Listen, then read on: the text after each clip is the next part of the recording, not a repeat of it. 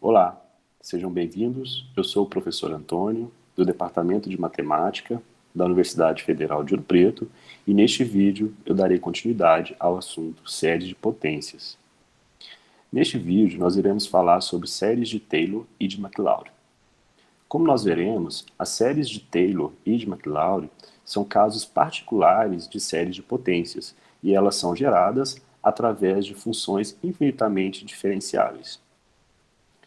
Definição. Dado uma função f que possui derivadas de todas as ordens em um intervalo centrado num ponto A, nós vamos chamar de série de Taylor, gerada por essa função f em x igual a A, como sendo a série de potências, dado pelo somatório da derivada késima de f no ponto A, dividido por k fatorial, multiplicado por x menos a elevado a k, com k variando de zero a mais infinito.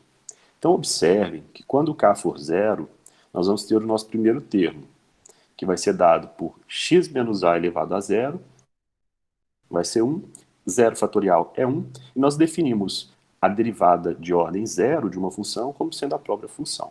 Bom? Quando a gente tiver com k igual a 1, nós vamos ter a derivada primeira de f no ponto A, dividido por 1 fatorial, mais 1 fatorial é igual a 1, por isso que eu não coloquei aqui na expressão, multiplicado por x menos a elevado a 1. Quando k for igual a 2, nós vamos ter o terceiro termo dessa série, que é dado pela derivada segunda de f no ponto A, multiplicado por x menos a ao quadrado, dividido por 2 fatorial, e assim por diante. Em particular, quando a gente considerar uma série de Taylor gerada por uma função f no ponto x igual a zero, essa série de potências, né, gerada por essa função, vai ser chamada de série de McLaurin. Então, uma série de McLaurin nada mais é do que uma série de Taylor, porém centrada na origem, né? Neste caso, o A vale zero. Por exemplo, vamos determinar a série de McLaurin da função f de x igual ao exponencial de x. Como nós vimos, a série de McLaurin da função f de x é dado pela késima derivada de f aplicada em zero, dividido por k fatorial, multiplicado por x elevado a k, com k variando de zero a mais infinito. Né? Então, para a gente determinar a série de McLaurin de uma função, nós precisamos calcular as suas derivadas e verificar se a gente consegue encontrar um padrão entre elas. Né? Observe que neste caso, em particular, f de x, que é igual a exponencial de x, é igual à derivada de f de x. Se eu derivo a exponencial de x, eu obtenho como resultado a prova exponencial de x. Então, se eu derivar mais uma vez, eu vou ter a derivada segunda de f em x, que vai ser igual à exponencial de x. Se eu derivar 3 vezes, eu vou ter a derivada terceira de f, que é igual à exponencial de x, e assim por diante. Então, observem que para todo k, a késima derivada dessa função é igual à exponencial de x. Bom? Então, se a gente calcular essa késima derivada em x igual a zero, nós precisamos disso para a gente determinar a série de McLaurin, né? Nós vamos ter que para todo valor de k, a késima derivada de f em x igual a zero é igual a 1.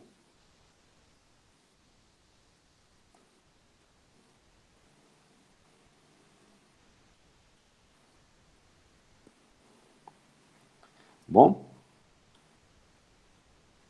Então pronto.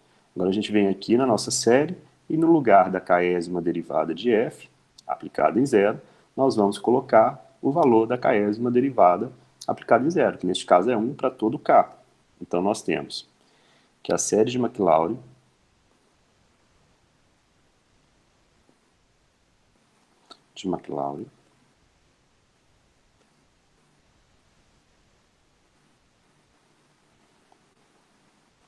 de f de x, né, neste caso, de f de x igual a exponencial de x, é dada pelo somatório, com k variando de 0 a mais infinito, da késima derivada de f aplicada em zero, ou seja, de 1, dividido por k fatorial, multiplicado por x elevado a k. Então eu posso escrever da seguinte forma, né?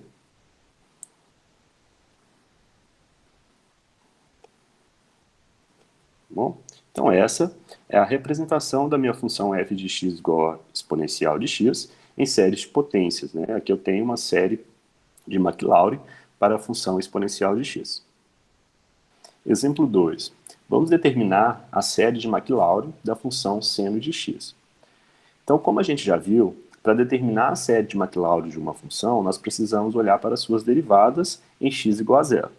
Então, vamos calcular algumas das suas derivadas aqui para verificar se a gente consegue determinar um padrão entre elas. F de x é igual a seno de x. Então, se eu derivar f de x, eu vou obter cosseno de x. Se eu derivar mais uma vez essa função, eu vou ter a derivada do cosseno, que é menos seno de x. Posso derivar mais uma vez, então vou ter a derivada terceira, que vai ser igual à derivada de menos seno de x, que é igual a menos cosseno de x. Vou derivar mais uma vez, ou seja, vou olhar para a derivada de ordem quarta.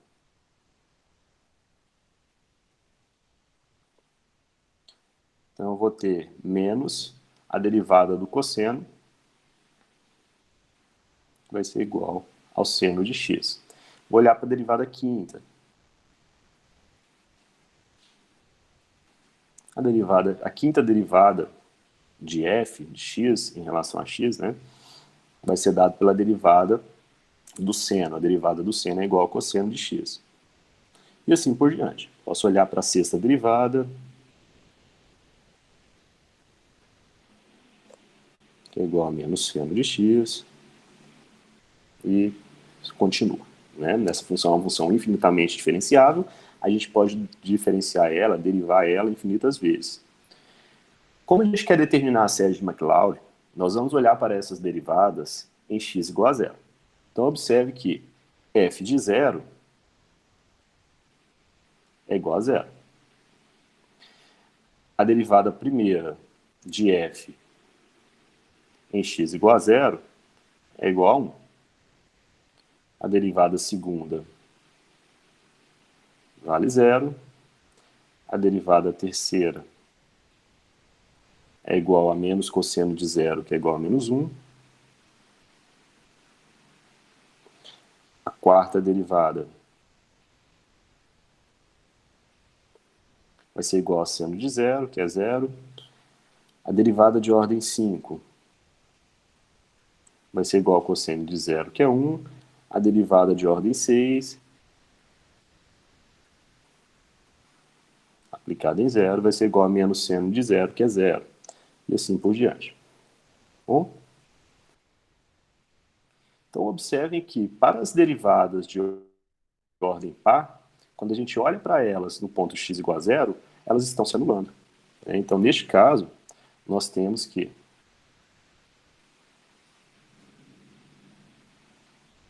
as derivadas de ordem par em x igual a zero são todas iguais a zero. Já as derivadas de ordem ímpar, ou seja, as derivadas da forma 2k mais 1, quando a gente aplica essas derivadas no ponto x igual a zero, nós vamos obter ou 1 ou menos 1, dependendo do valor de k. Observem que essas derivadas podem ser dadas exatamente por menos 1 elevado a k. Se o k for zero, eu vou estar olhando aqui para a derivada primeira aplicada em zero. Então, eu vou ter menos 1 elevado a zero, que é 1, e coincide com o que a gente achou aqui. Se o k for 1, aqui nessa expressão, nós vamos ter a derivada terceira aplicada em zero, que vai ser menos 1 elevado a 1, que vai dar menos 1, que coincide com o que a gente calculou. E assim por diante. Bom? Então, A série de Maclaurin da função seno de x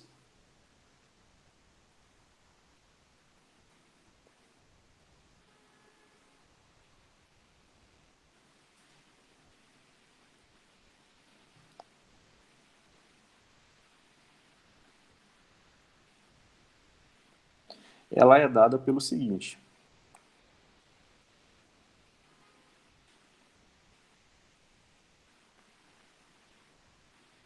Nós temos o somatório das k'ésimas derivadas da função f aplicada em zero, dividido por k fatorial, multiplicado por x elevado a k, com k variando de zero a mais infinito. Mas nós podemos olhar para esse somatório e dividir ele entre a soma das derivadas de ordem par com as derivadas de ordem ímpares. Então, esse somatório, essa série de Maclaurin, pode ser escrito como sendo somatório com k variando de zero a mais infinito, das derivadas de ordem par, dividido por k fatorial, aliás, 2k fatorial, né? Mais o somatório das derivadas de ordem ímpares. Então, aqui no somatório, nós vamos olhar para f, 2k mais 1, aplicado em zero, dividido por 2k mais 1 fatorial.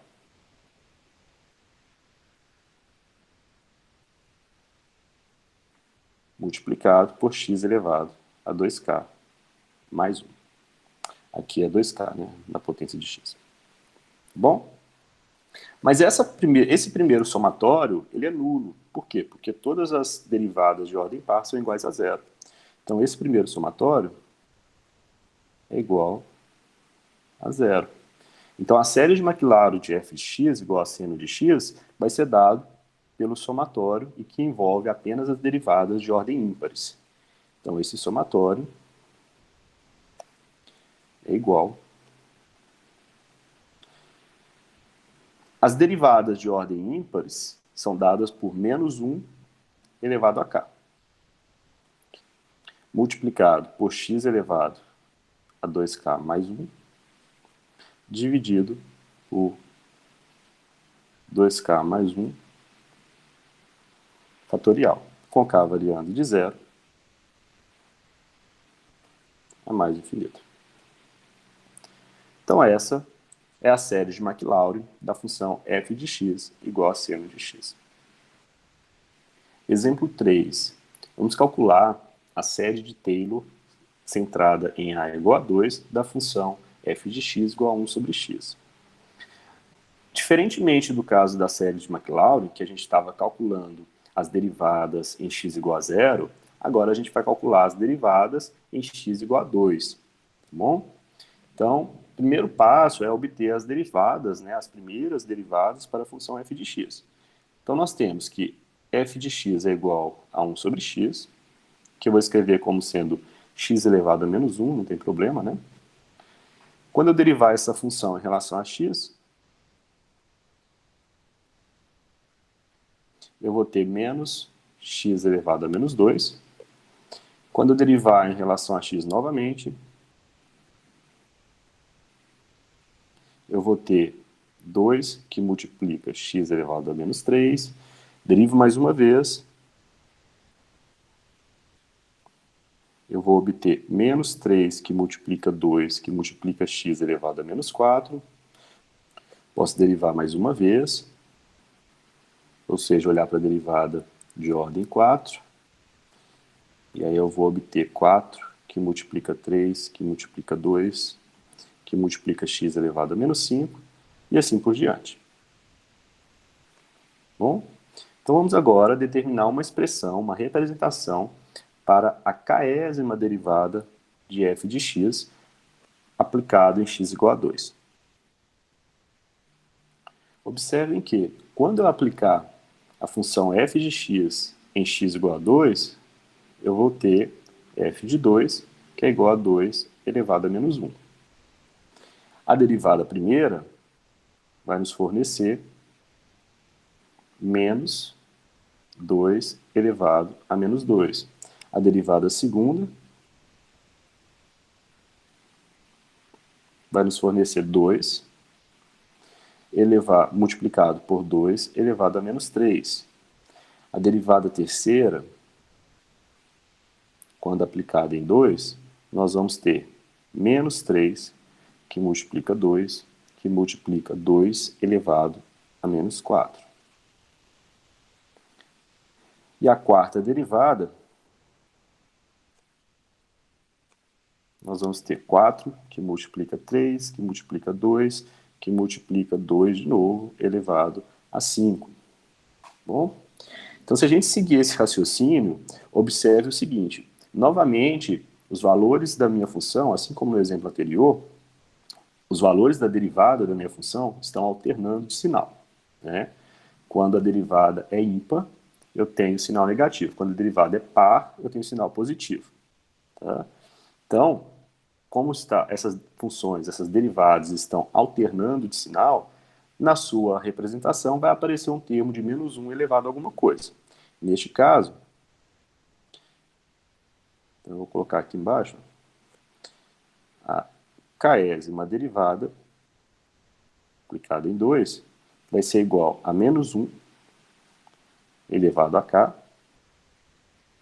Bom, porque quando k for par, o sinal é positivo. Quando k for ímpar, o sinal é negativo. Multiplicado por k fatorial. Observem que quando eu estou na função f de 2, eu tenho 0 fatorial multiplicando 2 elevado a menos 1. Quando eu estiver na derivada primeira, eu tenho 1 fatorial, menos 1 fatorial, multiplicando 2 elevado a menos 2. Quando eu estiver na derivada segunda, eu tenho 2 fatorial multiplicando 2 elevado a menos 3. Na derivada terceira eu tenho menos 3 fatorial e na derivada quarta eu tenho 4 fatorial. Então, quando eu estiver na késima derivada aplicada em 2, eu vou ter k fatorial, que multiplica 2 elevado a menos k mais 1. Então, essa é a representação da késima derivada da minha função f de x igual a 1 sobre x, quando a gente considerar x igual a 2. Então, nós voltamos lá na fórmula da série de Taylor e vamos substituir esse valor, a derivada, a késima derivada aplicada em 2, no nosso somatório. Então, a série de Taylor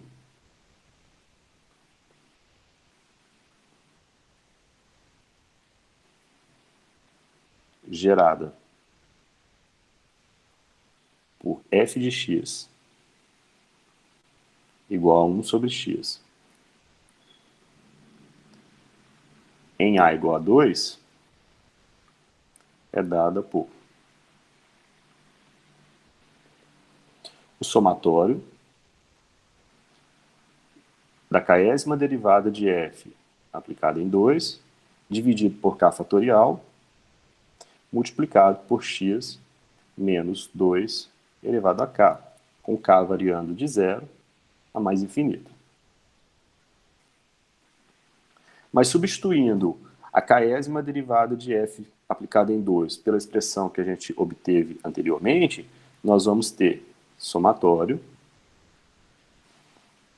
com k variando de 0 a mais infinito, de menos 1 elevado a k, que multiplica k fatorial, que multiplica 2 elevado a menos k mais 1, que multiplica x menos 2 elevado a k.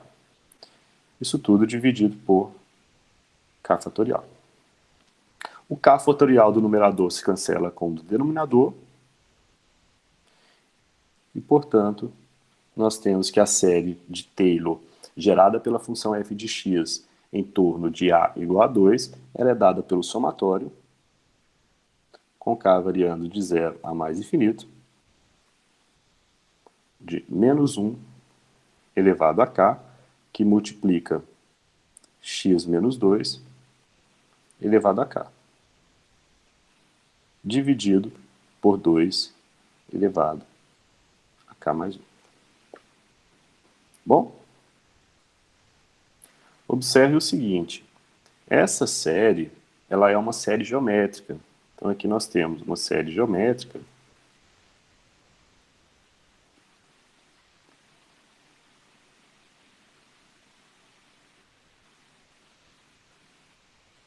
cujo primeiro termo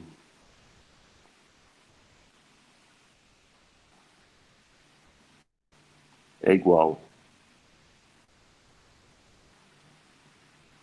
a meio e cuja razão é igual a menos x menos 2 dividido por 2. Então nós temos uma série geométrica cujo primeiro termo é igual a meio e a razão é dada por menos x menos 2 dividido por 2.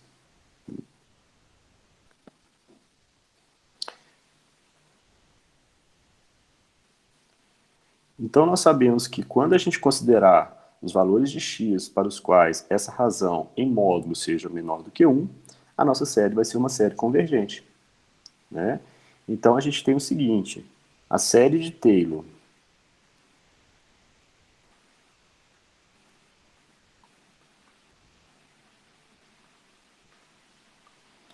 gerada por f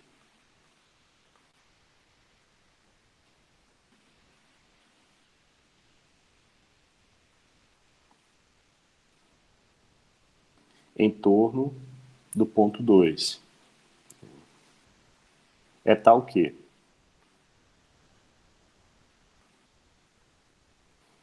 nós temos o somatório de menos 1 elevado a k, que multiplica x menos 2 elevado a k, dividido por 2 elevado a k mais 1, com k variando de 0 a mais infinito. Então, como essa série é uma série geométrica para valores de x, tais que a razão em módulo é menor do que 1, então essa série ela vai convergir para o primeiro termo, que é meio, dividido por 1 menos a razão. Neste caso, a razão é menos x menos 2 sobre 2. Então, aqui vai ficar mais x menos 2 sobre 2. Resolvendo esse quociente, mantendo o primeiro e multiplicando pelo inverso do segundo, nós vamos ter aqui exatamente a função 1 sobre x. Isso sempre que nós considerarmos os valores de x, tais que menos x menos 2 dividido por 2 seja em módulo menor do que 1. Bom? Essa desigualdade modular equivale a dizer que a gente está olhando para o intervalo de 0 a 4. Então, no intervalo de 0 a 4, para cada x que você considerar, a sua série de potências, né, a sua série de Taylor, gerada por f em torno de 2, vai coincidir com a própria função f de x. Tá? É importante observar o seguinte, neste caso, nós obtivemos uma convergência exatamente para a função geradora da nossa série. Porém, nem sempre isso vai acontecer. Porém, as funções nas quais nós iremos trabalhar no curso de cálculo 2 são todas dessa forma, ou seja, todas vão ser possíveis de ser representadas através da sua série de Taylor gerada em torno de determinado ponto. Tá bom? Então é isso. No próximo vídeo, eu irei falar sobre polinômios de Taylor e o teorema da estimativa do resto. Até lá.